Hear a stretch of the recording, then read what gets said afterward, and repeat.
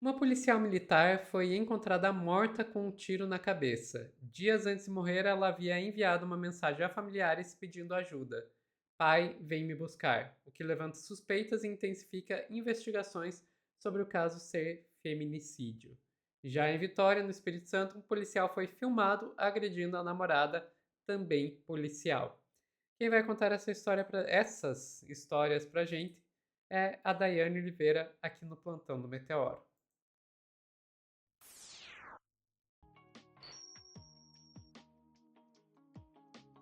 Ai, mas eu achei que era só botar arma na mão das mulheres que isso não aconteceria. Obrigada, Sofia, porque o intuito desse corte é exatamente esse, é a gente trazer essa problemática. Por quê? Porque muitas pessoas acham que a violência contra a mulher, ela acontece apenas com determinados padrões, uma mulher que é submissa financeiramente, que não tem profissões, que depende daquele companheiro, uma mulher que não tem algum tipo de letramento, que não estudou, que não conhece os padrões de violência, e a gente está vendo aí, nesses casos específicos, duas mulheres ligadas à segurança pública, que na teoria possuem treinamento, conseguiriam se defender, possuem porte de armas, e essas mulheres, uma sofreu foi assassinada. A investigação indica que é uma possibilidade uma violência por alguém que conhecia, um feminicídio ou um latrocínio, mas assim, aos poucos vai se desfazendo toda a história, pelo que a mulher, né, inclusive tinha um alto cargo dentro da PM, vinha sofrendo, os amigos relatam, tem mensagem pedindo ajuda ao pai, à família, e ela foi encontrada morta com um tiro na cabeça e pediu ajuda antes de morrer. E já o outro caso é uma namorada que também relatou que vinha sofrendo consecutivas agressões. Então, é bom que a gente compreenda que a cultura da violência ela é muito mais profunda do que só ter mulheres com armas na mão que vai resolver, basta ter mais polícia que vai resolver, inclusive, porque, de acordo, se for confirmado que, no primeiro caso, o agressor da Gisele é o seu companheiro, foi o seu companheiro, nesse caso vão ser dois policiais aí acusados de violência e um de feminicídio, né? Vou te pedir para trazer a matéria do G1 Fantástico, por favor. O Fantástico fez uma matéria grande, mas a gente vai falar só um pouco sobre o que aconteceu, que poucos dias antes de ser encontrada morta com um tiro na cabeça, que aconteceu agora na última quarta-feira, dia 18, a policial militar Gisele Santana conversou com familiares pedindo ajuda, entre aspas, pai, vem me buscar porque eu não aguento mais. Foi o que ela escreveu na mensagem, que não suportava mais a pressão que supostamente, né, não suportava mais essa pressão de relacionamento. Gisele tinha 32 anos, foi encontrada com um tiro na cabeça no apartamento que morava com o marido, um tenente-coronel da Polícia Militar, Geraldo Leite Rosa Neto, no Brás, na região central de São Paulo. Ela chegou a ser socorrida, mas não resistiu ao ferimento. Isso, uma bala na cabeça, né, gente? Inicialmente foi registrado como suicídio, no entanto, o caso passou a ser investigado como morte suspeita após familiares relatarem histórico de violência psicológica, controle e ameaças. Parentes afirmaram que o policial mudou de comportamento depois do casamento que aconteceu em 2024. Gisele teria se afastado da família e passado a conviver com restrições que foram impostas pelo marido, como proibições relacionadas a roupas, uso de maquiagem, contato com outras pessoas. Entre aspas, o que relatou a tia de Gisele, perdão, ao Fantástico foi o seguinte: ela era uma menina bem cuidada, bem tratada, era uma menina feliz. Só que depois ela ficou com ele, depois que ela ficou com ele, a alegria dela, a gente viu que foi se apagando. E mais uma vez, de acordo com a família, a família também relata que a filha do PM de 7 anos teria presenciado discussões e episódios de violência psicológica dentro de casa. Na versão apresentada à polícia, o tenente-coronel disse que havia comunicado à esposa que queria se separar. Ele afirmou que após uma discussão foi tomar banho e ouviu o disparo. Sim, ele estava em casa. Ao sair, encontrou Gisele ferida com a arma na mão, com a arma dela, com a arma dele na mão, perdão. Ela estava ferida, o tiro foi da arma dele. E o oficial disse que acionou o resgate, a polícia foi chamada e, mais uma vez, ela chegou morta no hospital. E aí eu vou só repetir isso. Ele estava tomando banho, Sofia, presta atenção. Ele estava tomando banho, tinha avisado a companheira que iria separar, e ele estava com a arma dele na mão. Ela estava com a arma dele na mão dela quando ele chegou já morrendo ali. Ela estava com a arma dele na mão dela. O tiro seria da arma dele, que ela atirou nela com a arma dele. Para ficar muito claro isso, viu, Sofia? Para ninguém ter dúvida, mas vamos lá. O pessoal lembrou do Belisca, eu não lembro bem porquê, né? Teve toda uma repercussão, mas tudo bem. Vamos passar por uma outra coisa, Sofia. Olha o que a amiga da Gisele conta em uma entrevista que deu próxima à delegacia. Por favor. Vamos lá. Aí. Eles estavam infelizes, ela vai conversar aqui agora. De uma transferência, que ela ia ter mais financeiramente maior estabilidade, então ela estava fazendo planos para se reerguer, para conseguir se reestruturar com a filha, para ter autonomia, né? Que é o que agride os homens, né? A autonomia da mulher é o que fere, né? Esse ego masculino. Ela chegou a falar quantas vezes, assim, ela tentou se separar, ela pediu a separação? Não tenho essa informação, não. Eu não tenho essa informação, mas vocês vão conseguir, porque assim, todos, é unissono, todos nós temos a mesma perspectiva, e essa frase que saiu da minha boca, que um dia a gente receberia essa notícia, não foi só eu que falei isso, todas as pessoas falavam, ali tá todo mundo falando, a gente sabia. Mas você ela não tem nenhum transtorno psicológico, né? Nenhum transtorno que pudesse levá-la a cometer suicídio. Extremamente equilibrada, extremamente doce, extremamente tranquila, em termos emocionais, de postura. A Gisele era, além de linda, viva, equilibrada. Então, nenhum indício de desequilíbrio ou de nada que onerasse a ela levar uma postura dela, até mesmo ficar apaixonada pela filha, apaixonada pelo trabalho. E a única coisa que a gente espera, gente, é que uma patente não fale mais alto do que a justiça. Porque se fosse um praça, pode ter certeza que já estaria preso. Ficar acompanhando esse caso agora é uma denúncia muito forte que nós estamos trazendo agora, que requer uma apuração mais do que... Pronto, ela vai trazer algumas coisas, como, por exemplo, ela disse que esteve em um evento com um casal e que ela falou para a companheira, a gente vai receber a notícia que a Gisele está morta. Porque ela percebia o controle que o marido da Gisele tinha com ela naquele evento público, naquele espaço, que, se eu não me engano, ela fala que é um casamento. E por que eu estou falando isso? Mais uma vez, porque a gente falou no começo, Sophie, a gente está falando de uma pessoa que trabalha com segurança, uma pessoa que conhece os padrões de violência, que conhece, inclusive, as red flags, né, as bandeiras vermelhas, os alertas, conhece os meios de se proteger e os meios de buscar ajuda.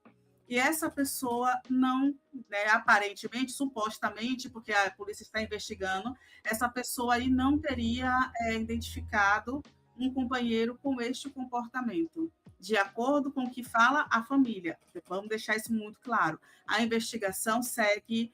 Teve um comentário aqui que eu gostei muito, Sophie, que é o seguinte, exatamente esse do Beth, da quebrada, que é o fato da perícia identificar que a arma estava ainda na mão da Gisele e que é muito difícil um suicídio ficar na arma da vítima. Não sou perita, mas eu repeti várias vezes que aconteceu o assassinato, né, ou o suicídio com a arma dele, porque isso para mim me chocou bastante, Sofia. E ele estava dentro de casa tomando banho, então ele só ouviu o disparo depois. É a versão, a gente vai aguardar, não dá para, juridicamente falando, não dá para se antecipar absolutamente nada, só que a família relata que já havia violência psicológica, e aí a gente precisa pontuar que uma pessoa de segurança, ainda que seja da segurança, não conseguiu se livrar dessa violência psicológica, como essa também, Sofia. Vamos trazer o segundo caso, que apesar de estar borrado, mas as imagens são fortes, que dá para identificar exatamente o que acontece nessa cena. A gente vai ver um policial arrastando a namorada, que também é policial, de dentro do carro. É uma agressão visível, assim, é terrível, Sofia, por favor.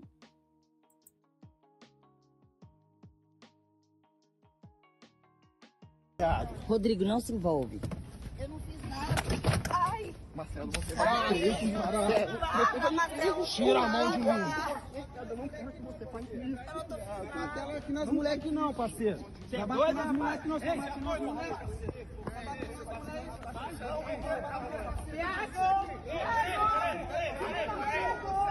Pra que você foi embora? Eu não quero, ele foi.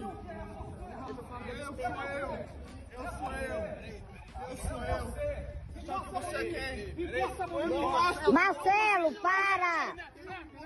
Marcelo, vambora! Me dá a chave do carro. Me dá a chave do carro. Me dá a chave. Me dá a chave do carro. Rápido, a polícia tá vindo. Desgraça, me dá a chave. Eu não vou falar da conduta da mulher que estava filmando, não, Sofia? Você está mutado. Foi a primeira coisa que me chamou a atenção ali. Por que você foi embora? Devia ir embora e não voltar nunca mais. Eu não vou falar da conduta da mulher, não, porque é isso, né? A gente tem uma outra coisa aí, que é aquela violência do homem puxando a mulher para fora do carro, né? Esse policial, ele foi preso, vou repetir, ele agride violentamente a namorada, é um soldado de 32 anos, a vítima tem 27 anos, foi retirada à força do carro. O soldado Marcelo Ramos Araújo foi preso, inclusive ele chegou também a ameaçar policiais, outros policiais. Ele, no momento em que aquelas pessoas foram separar, né, foram tentar tirá-lo ali, os colegas foram tentar tirá-lo da briga com a companheira, da agressão, né, com a companheira, aqueles homens ali são policiais também, colegas de profissão. Isso no estacionamento de um mercado no bairro dos Jardins, Camburi, em Vitória do Espírito Santo. E ele ameaça também aqueles homens, ele também é agressivo, ele vai para cima.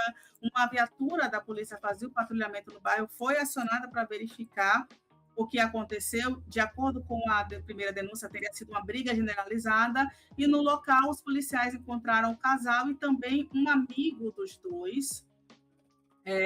E aí, diante do que a polícia viu, de acordo com a PM, Marcelo estava extremamente alterado e desrespeitou a equipe. Ao receber ordem para parar com as agressões, ele empurrou os militares para tentar continuar agredindo a companheira.